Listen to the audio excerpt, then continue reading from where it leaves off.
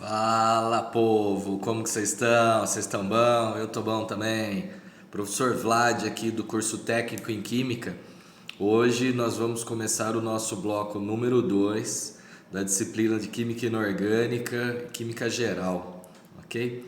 O bloco 2 ele vai tratar da atomística ou da química microscópica, ok? Lembrando que nós vimos no bloco 1 a parte macroscópica, diferenciando matéria, energia, substância simples, composta, substância pura, misturas homogêneas, heterogêneas e finalizando com técnicas de separação. Agora nós falaremos a respeito daquilo que forma a matéria, as menores partículas formadoras da matéria. Vamos lá? Começamos então falando a respeito dos modelos atômicos. Por quê? Porque é importante que eu saiba a origem da matéria e como que historicamente a ciência, a humanidade foi entendendo como que a matéria era constituída. A partir desses estudos é que podemos realmente conhecer os materiais que somos capazes de manipular, dado a esse conhecimento. Então é extremamente importante conhecer a história e a evolução dos modelos.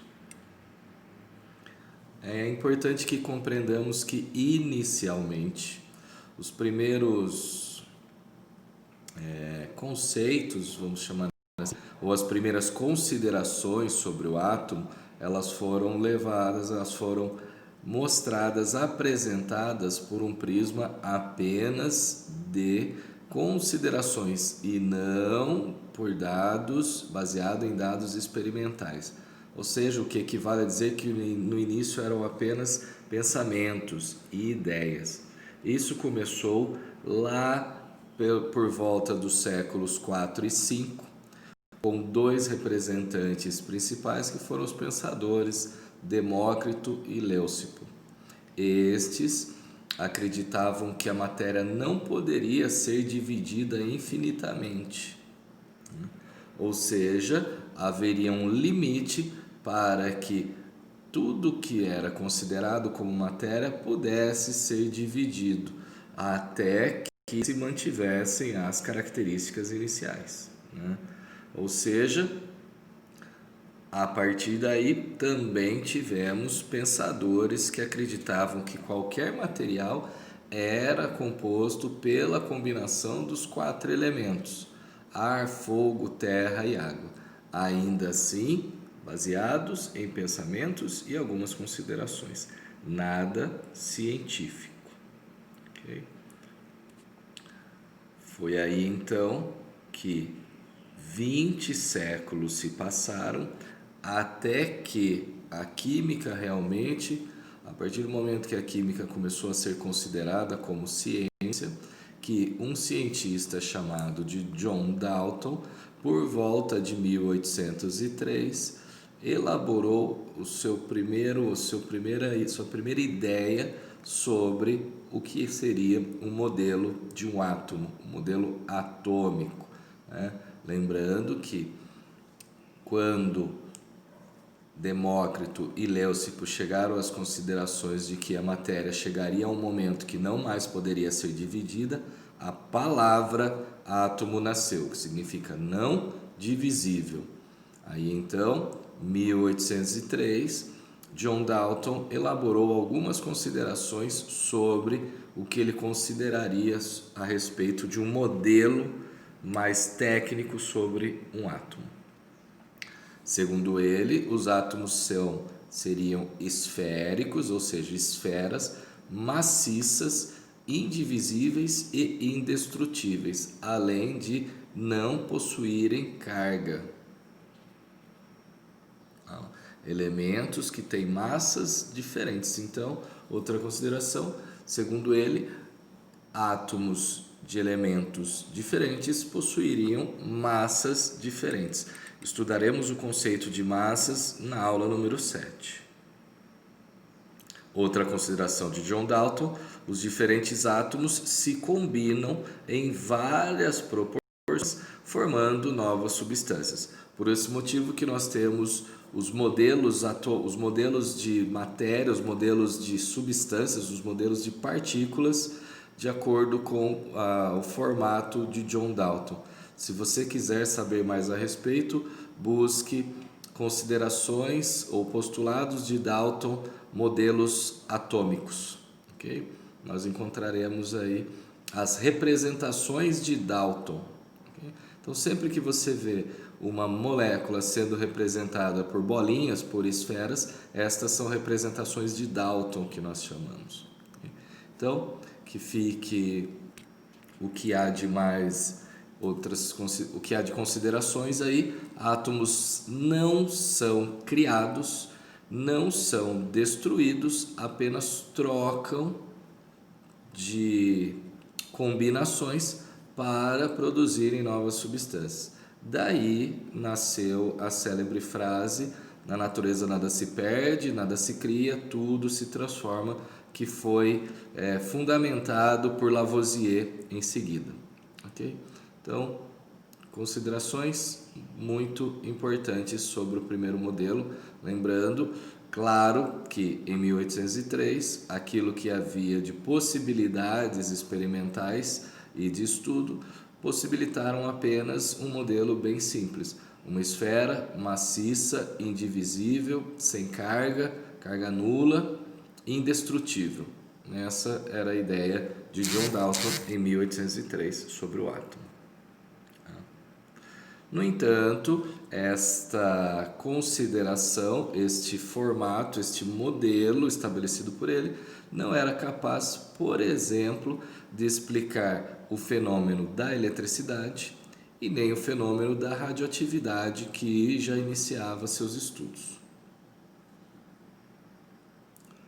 Foi aí que, então, em 1897 aproximadamente, um outro cientista chamado de Thomson, sobre J.J. Thomson, ele propôs um novo modelo. Este modelo, mais elaborado, dizia que o átomo ele não seria uma esfera maciça, e sim uma bolha gelatinosa, ainda assim contínua, sem espaço vazio entre cada espécie, que possuía carga positiva e cargas negativas, distribuídas. Então, a ideia que a espécie era toda, o modelo, o átomo, possuiria carga positiva e cargas negativas incrustadas. Como aqueles que já tiveram contato com este doce antigo, um pudim de ameixas, um pudim de passas, tem aquele aspecto todo maciço, branquinho, com as ameixas ou com as passas incrustadas em toda a sua extensão. Por este motivo que o modelo de Thomson recebeu o apelido de pudim de passas. Lembrando, anteriormente, o modelo de Dalton recebeu o apelido de modelo da bola de bilhar. Alguns modelos ganharam alguns apelidos. Lembrando que, de acordo com Thomson e com seus experimentos, este modelo já se baseou em dados experimentais, onde utilizou equipamentos que demonstraram a natureza de cargas do átomo. A somatória das cargas positivas e negativas nesse modelo era igual a zero, ou seja, a mesma quantidade de carga positiva era igual à quantidade de cargas contrárias para manter estável o átomo. O modelo de Thomson ele foi derrubado, ou melhor dizendo, melhorado, alterado a partir de 1908, onde nós verificaremos em breve. Ao longo desse processo, a derrubada do modelo atômico de Thomson se deu por alguns motivos, né? Embora o modelo dele já fosse capaz de explicar a natureza elétrica da matéria, ou seja, a eletricidade, a existência de carga elétrica na matéria, algumas considerações, alguns questionamentos ainda não podiam ser explicados. Entre eles, os estudos que foram realizados neste meio tempo por cientistas como Roentgen e Becquerel, que verificaram a propriedade de alguns materiais emitirem radiação. E aí então, né, foi quando a ideia do raio-x e a radiografia surgiu. Este estudo ele também foi realizado por um casal extremamente referenciado chamado Casal Curie, na qual nós temos Pierre Curie e principalmente sua esposa Marie Curie, que estudaram os fenômenos da radioatividade ao longo de suas vidas. Esta característica na qual alguns materiais eram capazes de emitir radiação e outros materiais eram capazes de absorver radiação em regiões específicas, não sendo em sua totalidade, deixou alguns cientistas curiosos, e aí então percebemos que o modelo de Thomson era simples demais para explicar estas características.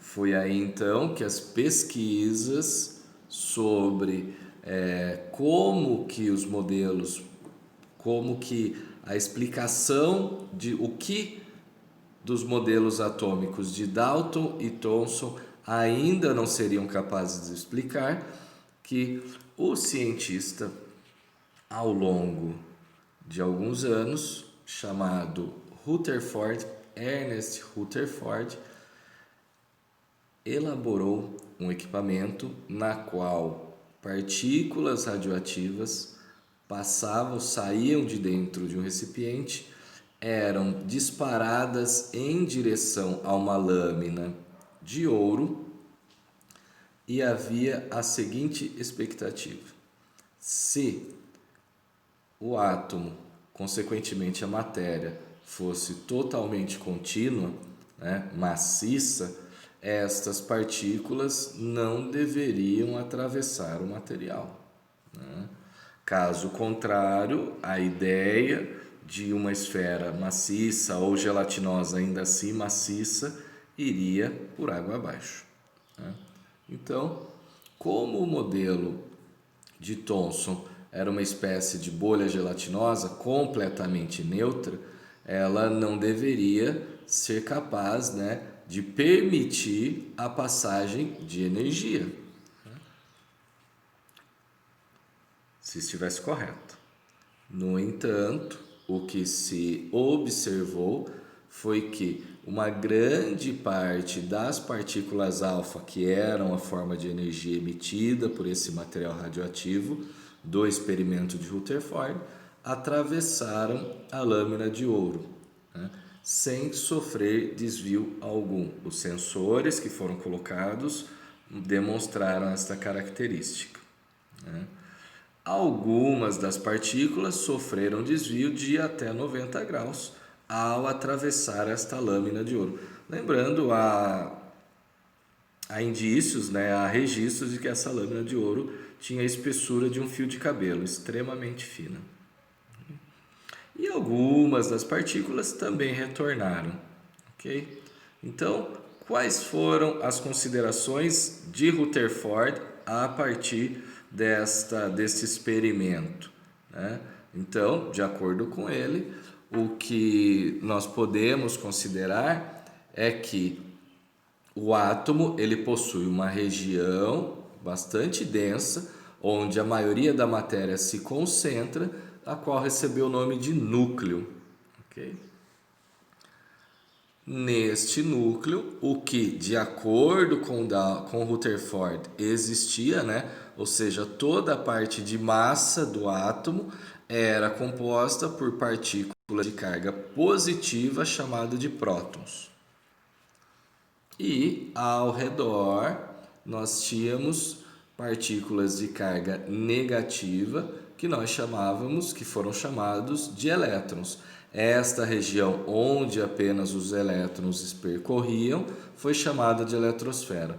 Então, a principal consideração de Rutherford após seu experimento foi que o átomo não era uma partícula maciça, e sim era uma espécie dividida em duas regiões. O núcleo, onde a maior parte da matéria se concentrava e estavam os prótons, e ao redor a eletrosfera. Tá? Por esse motivo, este modelo recebeu o apelido carinhoso de modelo planetário. Okay? Muita atenção, porque existe uma consideração importante. Não foi Rutherford que falou a respeito da existência dos nêutrons, que também estão no núcleo de um átomo, de acordo com o que nós sabemos hoje. Okay? O modelo atômico de Rutherford, ao longo do tempo, embora demonstrasse, explicasse muitos fenômenos, como a descontinuidade da matéria, também, para alguns físicos, gerou alguma confusão e algum desacordo. Por quê?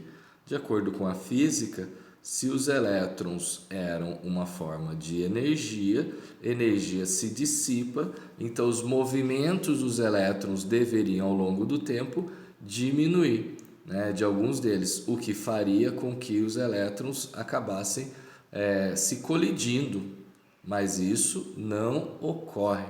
Então, o modelo atômico de Rutherford, mesmo explicando alguns fenômenos, ainda demandava de uma certa evolução.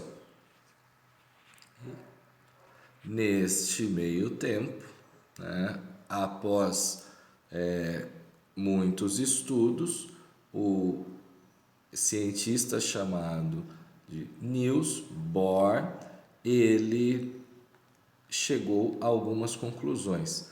Uma vez que ele estudava os fenômenos de emissão de luz realizado por alguns elementos químicos, por alguns gases, ele chegou a algumas considerações. Né? Quais foram as principais considerações de Bohr, que nós chamamos de postulados de Bohr? Postulados são regras, né? São normas. A primeira delas é que a eletrosfera ela estaria dividida em camadas que receberam o nome de níveis de energia. Né?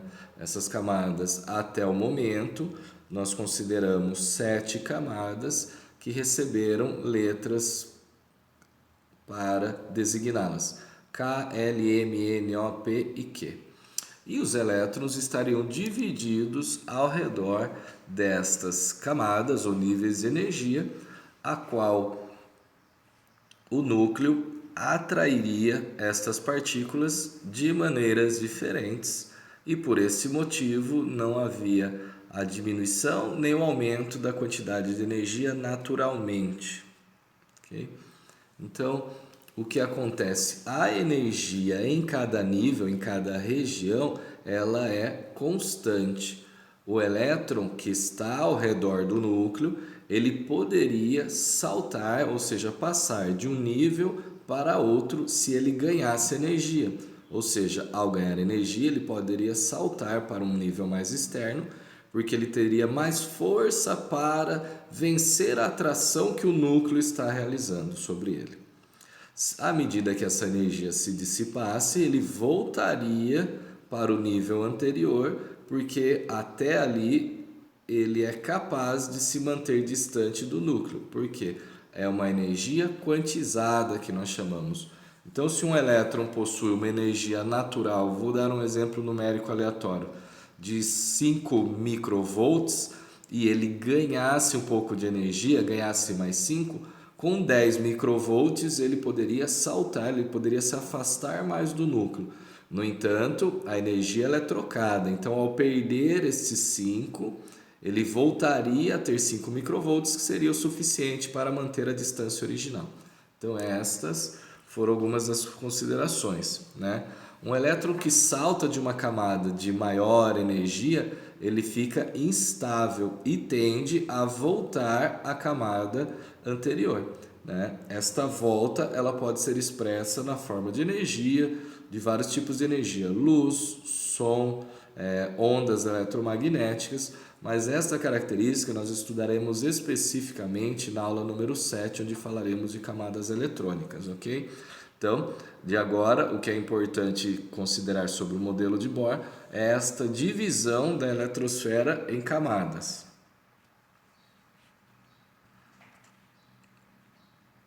Uma consideração importante foi que, por volta de 1932, um cientista chamado de James Chadwick, ele descobriu por que os átomos, as partículas dentro do núcleo não se repeliam ao ponto de causar instabilidade no átomo.